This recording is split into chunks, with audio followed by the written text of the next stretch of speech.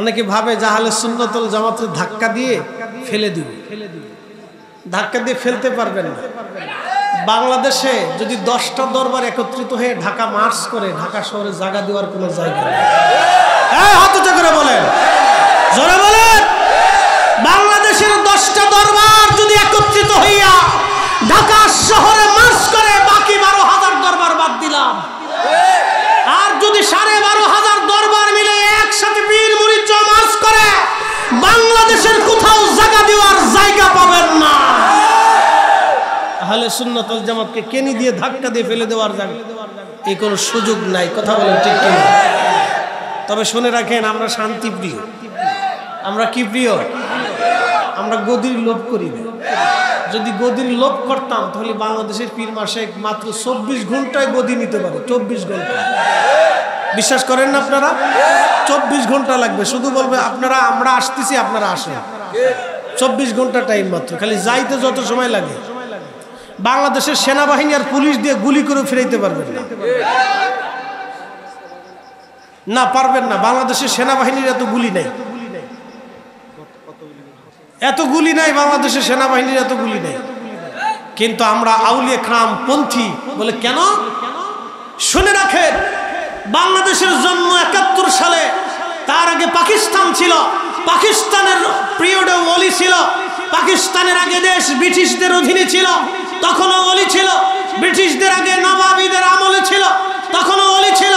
নবাবীদের আগে মুঘলদের অধীনে ছিল, তখনও ওলি ছিল। মুঘলদের আগে সালতানাতেরা ছিল, তখনও ওলি ছিল। বাংলাদেশের সময়ে এখনো ওলি আছে। 100 বছর পরে বাংলাদেশ থাকবে। হয়তো বাংলাদেশের স্বাধীনতা থাকতেও পারে, নাও থাকতে পারে। বাংলাদেশ আরো বড় কোনো দেশ হতে পারে, অথবা পরাধীন হতে পারে। বাংলাদেশের রাজনীতি চেঞ্জ হতে পারে, অর্থনীতি চেঞ্জ হতে পারে, গদি চেঞ্জ হতে পারে, সমাজনীতি আসতে পারে, গণতন্ত্র শেষ হতে পারে, খেলাফত প্রতিষ্ঠিত হতে পারে। কিন্তু আউলিয়া ক্রাম এই জমিনে কিয়ামত পর্যন্ত টিকে থাকবে।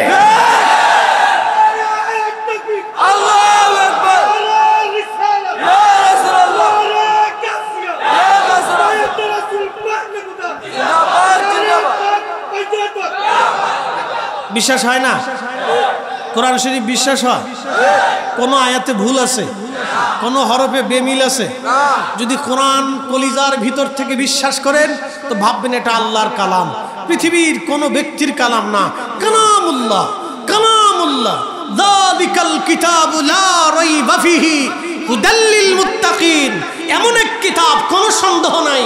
লাউ আনজালনা হাদাল কুরআন আলা জাবাল, হুজুর আমি যদি কোরআন পাহাড়ে নাজিল করতাম, লারবাইতাহু খাশিআম মুতাসাদ্দিআম মিন খাশিয়াতিল্লাহ, আপনি দেখতেন আমি খোদার ভয়ে পাহাড় গলে মিসমার হয়ে যাইত।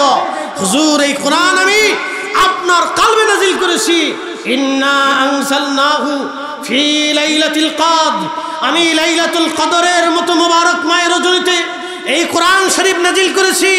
হাবিব বাল হুয়া কুরআনুম মাজিদুন ফি লাউহিম মাহফুজ, আমি সেটা লাউহে মাহফুজে সংরক্ষণ করেছি। বন্ধু আমার, আমি যাহা বলেছি, আকাশ ভেঙে যাবে, পৃথিবী পুড়ে যাবে, সাগর শুকিয়ে যাবে, লা তাবদীলা কালিমাতিল্লাহ, আমার কালামের কোনো পরিবর্তন হবে না। আলা ইন্না আউলিয়া আল্লাহ, আউলিয়া আল্লাহ বহু শব্দ বহু বচন ব্যবহার করে। আল্লাহ বলেছেন বহু ওলি পৃথিবীতে আসবে, লা খাউফ, তাদের কোনো ভয় নাই, ওয়ালা হুম ইয়াহজানুন, তাদের কোনো চিন্তা নাই। ওলিদের অনুসারী যারা হবে তাদের কোনো ভয় নাই, চিন্তা নাই। কথা বলেন ঠিক কিনা? বুঝতে অসুবিধা? তাহলে কোরআন শরীফ কি থাকবে? বিধান চালু থাকবে, কিয়ামত পর্যন্ত ওলি থাকবে। এই কথা কর না কেন? কিয়ামত পর্যন্ত কি থাকবে? কাদেরিয়া থাকবে, চিশতিয়া থাকবে, নকশবন্দিয়া থাকবে, মুজাদ্দিয়া থাকবে, সোহরাওয়ার্দিয়া থাকবে, নিজামিয়া থাকবে, হানাফি থাকবে, শাফি থাকবে, হাম্বলি থাকবে, এরপরে আপনার মালিকি থাকবে। কিন্তু লা মাযহাব থাকবে? থাকবে না? না, অবশ্যই থাকবে না। এটা ব্রিটিশদের তৈরি, এটা থাকবে না। বলে হুজুর কি বলতেছেন? আমি যা বলতেছি সত্য বলতেছি। এই কথা কর না কেন? এদেশের বহু মুসলমান মাহে রমজানের রোজাই রাখে না। এদেশের লক্ষ লক্ষ মুসলমান তারাবির নামাজ পড়ে না। এদেশে আইসে তারাবির নামাজ নিয়ে গন্ডগোল বাঁধাইছে। এদেশের কোটি কোটি মুসলমান নামাজ জঞ্জাল বাঁধিয়ে দিয়েছে। এদেশের বহু মুসলমান জিকিরের মজলিসে বসে না, এরা বেদাতের ফতোয়া দিয়ে জিকিরের মজলিস বন্ধ করার পায়তারা করতেছে। এদেশের বহু মুসলমান নামাজ রোজা জিকির ফিকির হালাল হারাম বুঝে না। এদেশের আউলিয়া کرام উলামে کرام পীর মাশায়েখরা তাদেরকে দর্শে বসায় বসায় হালাল হারাম শিখিয়ে নামাজ রোজা শিখিয়েছে, মাথায় টুপি পরানো শিখিয়েছে, গায়ে পাঞ্জাবি জুব্বা গায়ে দেওয়া শিখিয়েছে, পাগড়ি বাঁধা শিখিয়েছে। অতএব আউলিয়া کرامদের দেশ, উলামা کرامের দেশ, আহলে সুন্নাত ওয়াল জামাতের বাংলাদেশ। কথা বলে ঠিক না?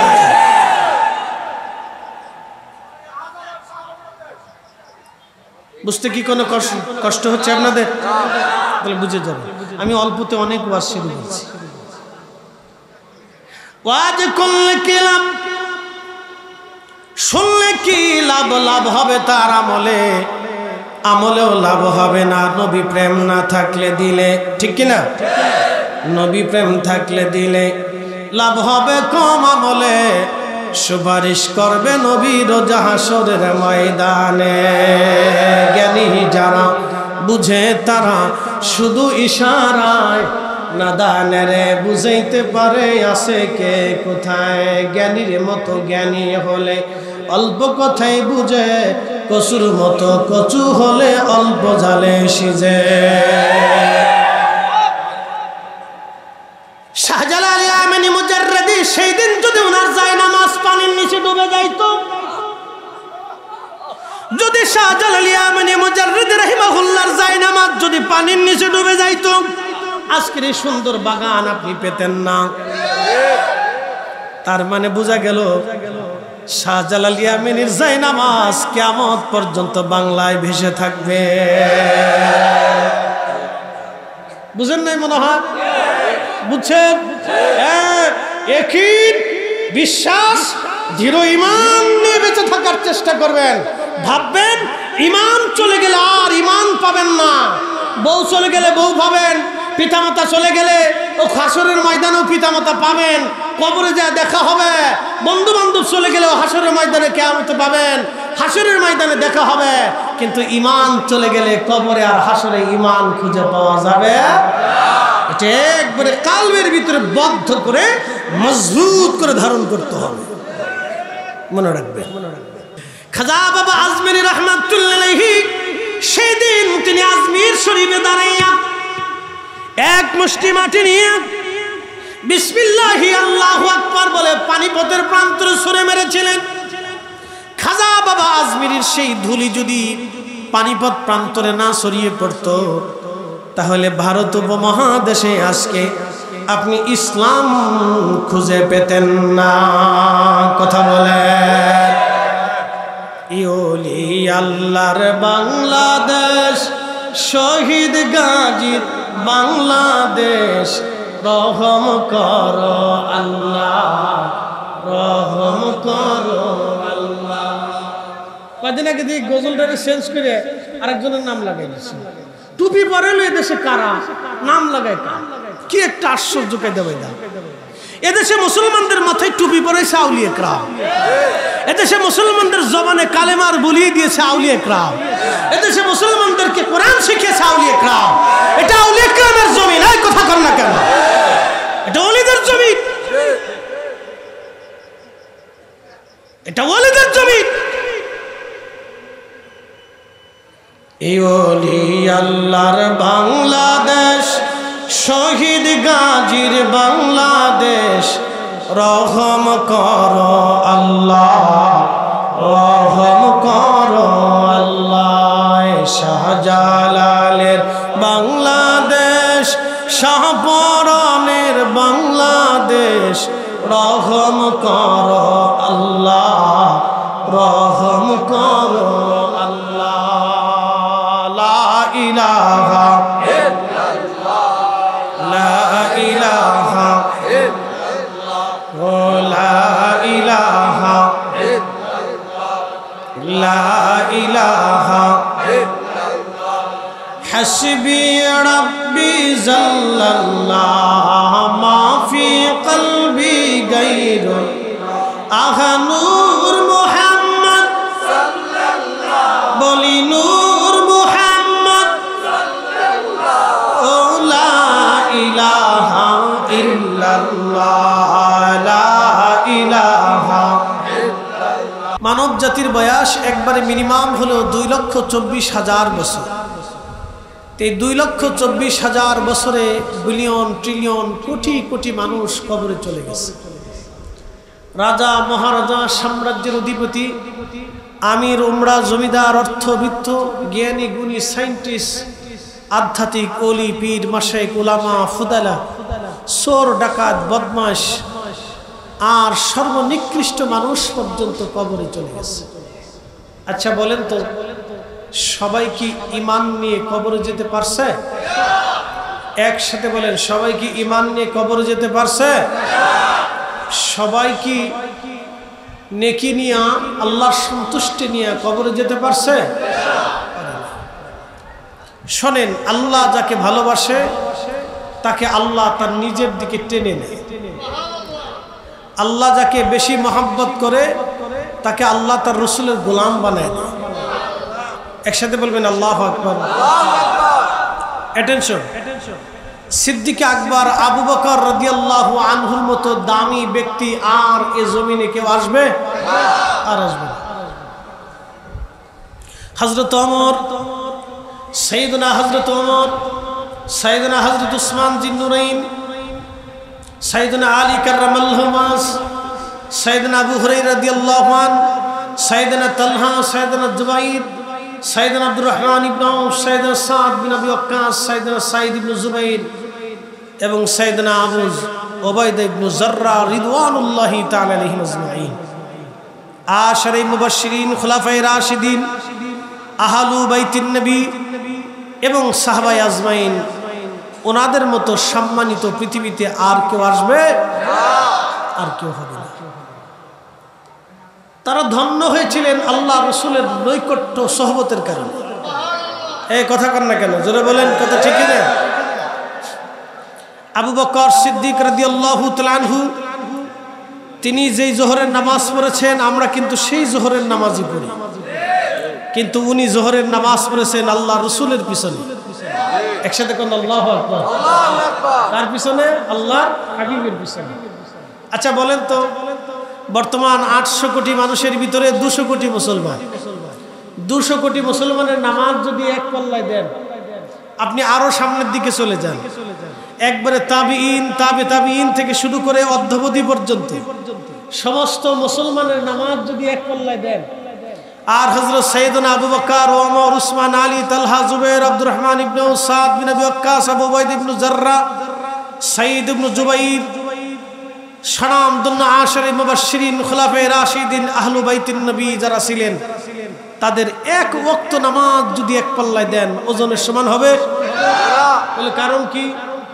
এখনো যেই জোহর আছে তখনও সেই জোহর ছিল, এখনো যেই আসর আছে তখনও সেই আসর ছিল, এখনো যেই মাগরিব আছে তখনও সেই মাগরিব ছিল, এখনো যে এশা আছে তখনও সেই এশা ছিল, এখনো যে ফজর আছে তখনও সেই ফজর ছিল, এখনো যে রমজান আছে সেখনো রমজান ছিল, এখনো যে কোরআন আছে তখনও সেই কোরআন ছিল, এখনো যে আজান আছে তখনও সেই আজান ছিল, এখনো যে দুরুদ আছে তখনও সেই দুরুদ ছিল, এখনো যে জিকির আছে তখনও সেই জিকির ছিল, এখনো যেমন সাদকা আছে তখনও সেমন সাদকা ছিল, এখনো যেমন দান আছে জাকাত আছে তখনও জাকাত ছিল, এখনো হজ আছে হাজি আছে তখনও হাজি ছিল, এখনো মানুষ উমরা করে তখনও উমরা করেছে, এখনো মানুষ তাহাজ্জুদ পড়ে তখনও তাহাজ্জুদ পড়েছে। সাহাবায়ে কেরাম তাহাজ্জুদ পড়েছে রাসূল করিমের পিছনে, সাহাবায়ে কেরাম নামাজ পড়েছে নবী দেখে, সাহাবায়ে কেরাম ঈমান এনেছে নবী দেখে। এইজন্য আমরা সুন্নিরা নবী নবী করি। কথা বলেন ঠিক না? আহলে সুন্নাত কি আজকের না পুরাতন? শোনেন, মানব জাতির বয়স মিনিমাম হলো 2,24,000 বছর। এই 2,24,000 বছরে কোটি কোটি মানুষ কবরে চলে গেছে, সবাই ঈমান নিয়ে কবরে যেতে পারে নাই। খুব মনোযোগ দিবেন, যারা ঈমানওয়ালা তারা বড় ভাগ্যবান। সবাইকে আল্লাহ নবী মনোনীত করেন নাই, সবাইকে আল্লাহ রসুল মনোনীত করেন নাই।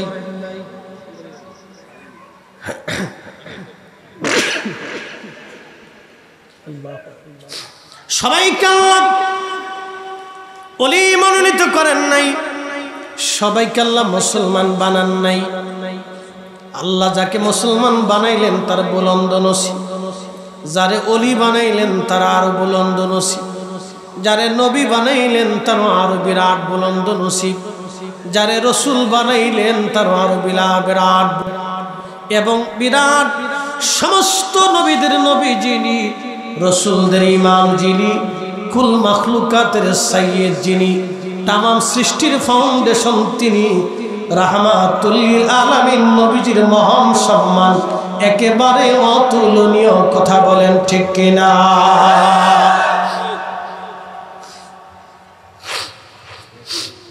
খুবই মনোযোগের সাথে কথাগুলি শুনবেন হাজিরিন।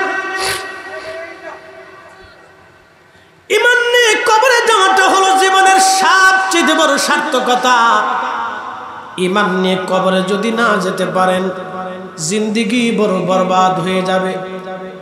এই জন্য আল্লাহ কোরআনে বললেন, ইয়া আইয়ুহাল্লাযীনা আমানুত্তাকুল্লাহ, ঈমানদারেরা রে আমি আল্লাহকে ভয় করো, হাক্কা তুকাতিহি ভয় করার মতো করো, ওয়ালা তামুতুন্না ইল্লা ওয়া আনতুম মুসলিমুন, মুসলমান না হইয়া মইরো না। মুসলমান হতে হবে কার মতো? মুসলিম হতে হবে সাহাবীদের আদলে, মুসলিম হতে হবে তাবিদের আদলে, মুসলিম হতে হবে তাবিনদের আদলে, মুসলিম হতে হবে ওলিদের আদলে। কথা কন না কেন? ওলিরা যেই পথে আমরা থাকবো সেই পথে। কারণ খাজা বাবা আজমিরি ছিলেন আহলে সুন্নাত ওয়াল জামাতের অনুসারী। আহলে সুন্নাত ওয়াল জামাতের অনুসারী ছাড়া কোনো মা ওলির জন্ম দিতে পারে না। এই কথা কন না, জোরে বলে। আছে? পারে নাই, কোনো মা ওলির জন্ম দিতে পারে। এই জন্য মুসলমান হতে হবে সাহাবীদের আদলে। আউলিয়া کرام যেই পথে যেই মতে ঘুমিয়ে গেলেন, ওই পথে ওই মতে ওই ঈমানে যারা ঘুমাবে তারা ওয়ালা তামুতুন্না ইল্লা ওয়া আনতুম মুসলিমুন, তারা মুসলমান হয়ে কবরে যাবে। ওলিদের পথ ছাড়া প্রকৃত মুসলমান হওয়া যায় না।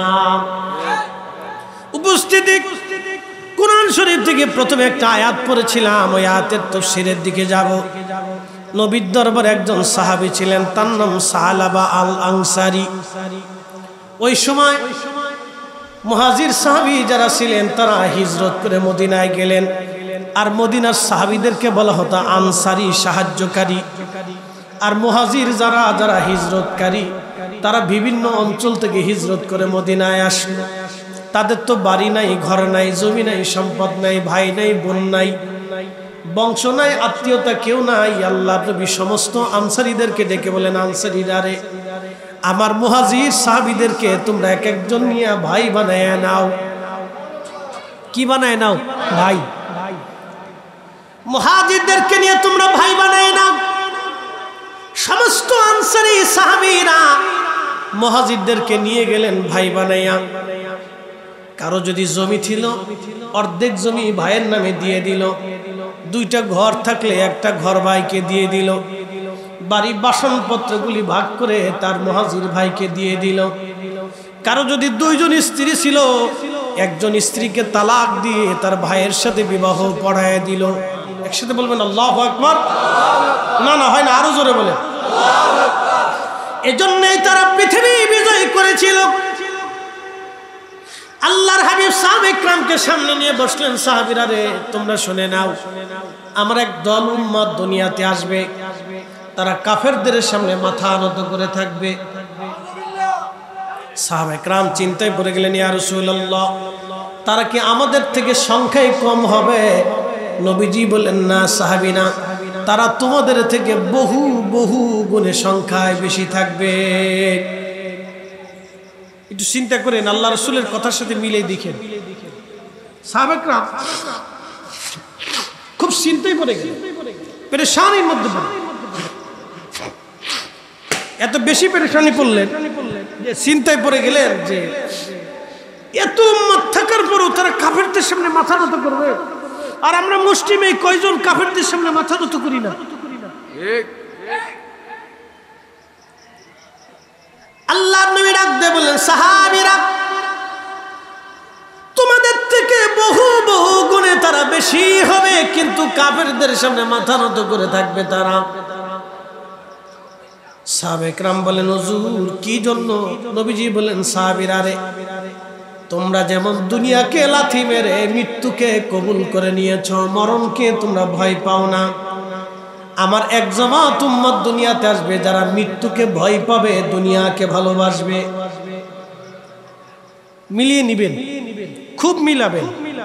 মৃত্যুটাকে ভয় পাবে, দুনিয়াকে ভালোবেসে নিবে। মৃত্যুটাকে ভয় পাবে, দুনিয়াটাকে ভালোবেসে নিবে। ঠিক ওই সময় আমার উম্মতরা কাফেরদের সামনে মাথা নত করে পড়ে থাকবে।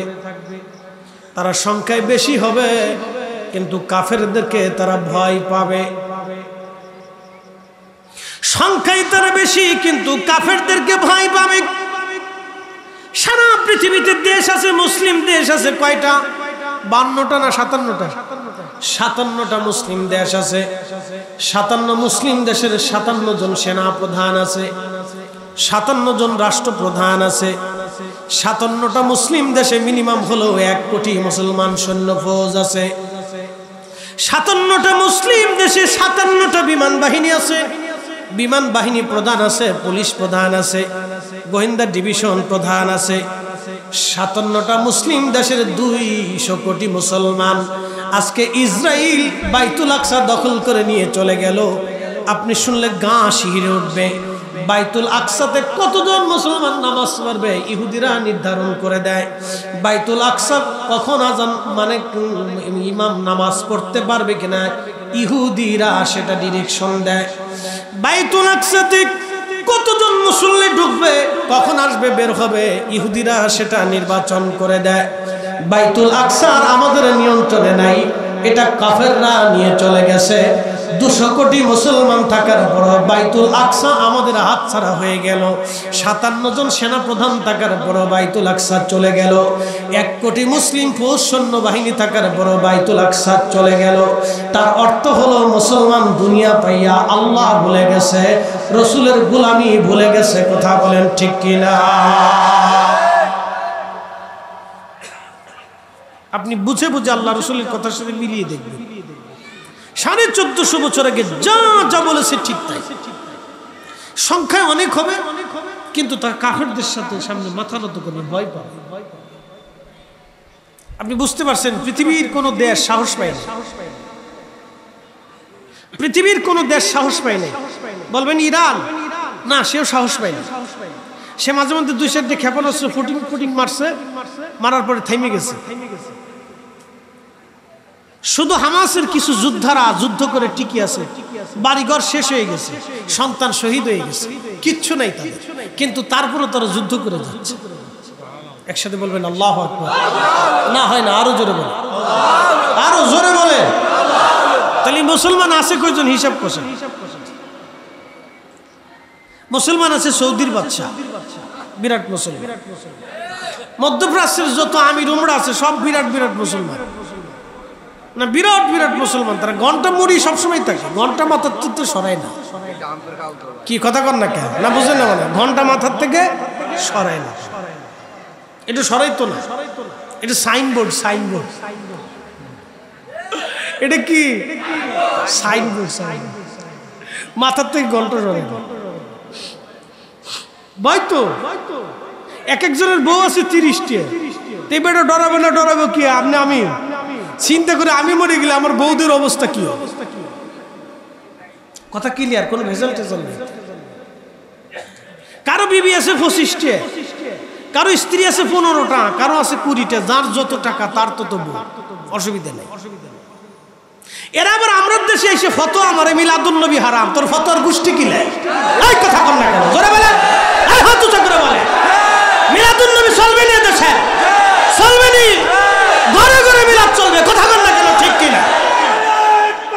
আল্লাহু আকবার, ইয়া রাসূলুল্লাহ, ইয়া রাসূলুল্লাহ, জিন্দাবাদ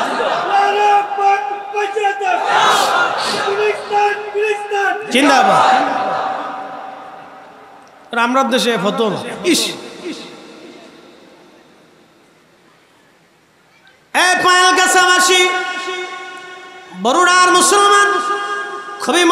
সাথে কথাগুলি শুনবেন। সাহাবে کرام আল্লাহকে ভয় করেছিলেন কেমনে, একটা ঘটনা আজ আপনাদেরকে শোনাই। রাসূলের সাহাবী আনসারী মুহাজির দুই দলে বিভক্ত ছিল। আল্লাহর নবী বললেন, তাবুকের যুদ্ধের ময়দানে কারা যাবা তারা চলো। 30,000 সাহাবী প্রস্তুতি নিল, তাবুকের যুদ্ধের ময়দানে যাবে। মদিনা মুনাওয়ারা থেকে প্রায় 1000 মাইল দূর। কত হাজার? কেমনে যাইতে হবে? পায়ে হেঁটে, যুদ্ধের জন্য।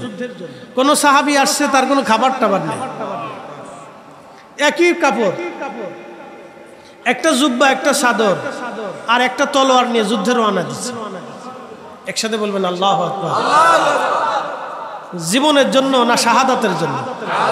শাহাদাতের জন্য। তারা আল্লাহকে ভয় করত, দুনিয়াকে ভালোবাসত না, মৃত্যুকে পছন্দ করত। কারণ তারা জানতো আমার মৃত্যু মানে আল্লাহর সাথে সাক্ষাৎ। এই আশিক রাসূল যারা, তারা মরণকে ভয় পায় না। তারা চিন্তা করে মৃত্যুর পরেই আমার কবরে আমার রাসূলের সাথে দেখা হবে। ইমাম আহলুস সুন্নাত আলা হযরত রাহিমাহুল্লাহ, হুজুর গাউসে পাক রাহিমাহুল্লাহ, ইমাম মালিক রাহিমাহুল্লাহ, মুজাদ্দিদ আল ফিসানি রাহিমাহুল্লাহ, খাজা বাকিবিল্লাহ রাহিমাহুল্লাহ, শাহ সুফি ফতেহ আলী রসুলনামা রাহিমাহুল্লাহ, পৃথিবীর বড় বড় বুজুর্গ যারা ছিলেন তারা মৃত্যুকে পছন্দ করতেন, যে মৃত্যুর পরেই আমার রসুলের সাথে দিদার হবে। আল্লাহু আকবার। সাহাবী রাসূল 30,000 সাহাবী তাবুকের যুদ্ধের ময়দানের দিকে রওনা করলেন। 30,000 সাহাবীর ভিতরে একজন সাহাবী ছিলেন মুহাজির। মুহাজির সাহাবীর ভাই ছিল হযরতে সালাবা। সালাবা ছিলেন আনসারী সাহাবী। সালাবাকে বলে গেলেন, ভাই আমার, আমি তো যুদ্ধের ময়দানে চলে যাচ্ছি, তুমি যেহেতু মদিনাতে আসো, আমার স্ত্রী আছে, আমার সন্তান আছে, আমার স্ত্রী সন্তানদের ভরণ পোষণ, খাবার দাবার দেখাশোনা তুমি করবে। হযরত সাহাবী যুদ্ধের ময়দানে চলে গেলেন। দীর্ঘদিন পর্যন্ত সালাবা রাদিয়াল্লাহু আনহু তিনি ওই ঘরের মধ্যে খাবার দিয়ে আসেন, প্রয়োজনীয় সামগ্রী পানি দিয়ে আসেন, লাকড়ি টাকড়ি দিয়ে আসেন, সমস্ত প্রয়োজনীয় সামগ্রী দিয়ে আসেন। একদিন শয়তান ডাক দিয়ে বলল, সালাবারে, তুমি তো প্রত্যেক দিন তোমার ভাইয়ের স্ত্রীর ঘরে খাবার দিয়ে আসো, তার সন্তানদেরকে খাবার দিয়ে আসো, কিন্তু তুমি তো একটা বড় পর্দা সরায়া দেখো নাই তোমার ভাইয়ের স্ত্রী দেখতে কেমন। শয়তান রাসূল কারীমের সাহাবীর অন্তরের মধ্যে ধোঁকা দিয়ে বসলো। আল্লাহর নবী বললেন, সাহাবীরা রে শোনো, উম্মতেরা শোনো, শয়তান রক্তের শিরার ভিতরে দিয়ে ঢুকে কলবের মধ্যে বসে বসে ধোঁকা দিতে থাকে। যদি ধোঁকা থেকে তুমি বাঁচতে চাও তো আল্লাহর জিকিরের ধাক্কা মারো। আল্লাহর জিকিরের ধাক্কা যখন মারবেন তখনই শয়তান আপনার কাল থেকে বের হইয়া দৌড়াইয়া পালাইয়া চলে যাবে। চিৎকার মেরে জোরে বলেন আল্লাহু আকবার। এজন্য ওলিরা জিকির করাইতো। ওলিরা কি করাইতো? আর আমরা দেশের মোল্লাই সৌদি আরব ফেরত, made in Saudi Arab, made in Abdul Wahab Najdi. উনি বেদাতের ভাবনা হচ্ছে, বেদাত বেদাত সাহাবীদের জমানায় ছিল না। সূরা কোথাকার এই কে বলছে না সাহাবীদের জমানায় ছিল না? আল্লাহ রাফাস সাউতি লিযিকরিহি ইয়ানশারিফুন নাসু মিনাল মাকতুবা কানা আলা হাদিন নবী সাল্লাল্লাহু আলাইহি ওয়াসাল্লাম রাওয়াহুল বুখারী। নবীর জমানাতে সাহাবায়ে کرام ফরজের নামাজের পরে উচ্চ আওয়াজ দিয়ে জোরে জোরে জিকির করতেন। একসাথে বলবেন আল্লাহু আকবার। ये ফতোয়া মারতেছে, ফতোয়া দিয়ে ইসলামটা শেষ করে ফেলছে। এত ফতোয়া মারছে যে আমাদের যুবক শ্রেণী আজকে অধিক যুবকরা আদবের নষ্ট হয়ে গেছে। দেখেন মুরব্বী দেখলে সালাম দেয় না। এই কথা কর না কেন? ক্লাস 10-এর পোলাপানে যেমনি ছাত্র শিক্ষকরা ধরে পিটায়, এটা দেখলে আপনার কাছে গা শিউরে উঠবে। আগামীর দিন আমাদের অন্ধকারে নিমজ্জিত, আমাদের আগামীর দিন অন্ধকারে নিমজ্জিত। এই যে বিদ্যালয়গুলিতে প্রথম সবক আদব শেখানো উচিত। প্রত্যেকটা বাংলাদেশের বিদ্যালয়ে বিদ্যাপীঠে সিলেবাসের প্রথমেই আদব শেখানো উচিত। এটা আদব শেখানো হয় না। বাংলাদেশে এক এক সময় এক একটা শিক্ষা ব্যবস্থার ভিতরে কিছু আস্তিক নাস্তিক আবিজাবি আউলা জাউলা বাউলা বসে থাকে, যেগুলির কারণে আমাদের শিক্ষা ব্যবস্থা ধ্বংস হয়ে যাইতেছে। নারী কমিশন নামে নারী কমিশন আইসা বলে দিল পতিতাদেরকে কর্মজীবী শ্রমজীবীর মর্যাদা দিতে হবে। আরে বেটা, আমাদের দেশের লক্ষ লক্ষ নারীদেরকে বেশ্যা বানানোর বুদ্ধি হয়েছে